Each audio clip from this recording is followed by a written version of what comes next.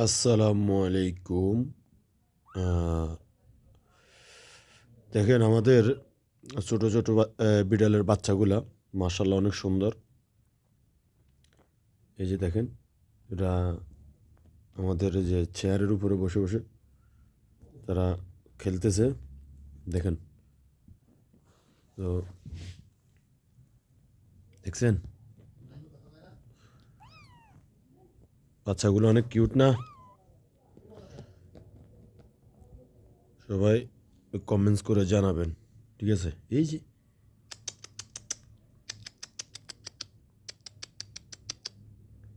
ইয়াহাহাহাহা! আ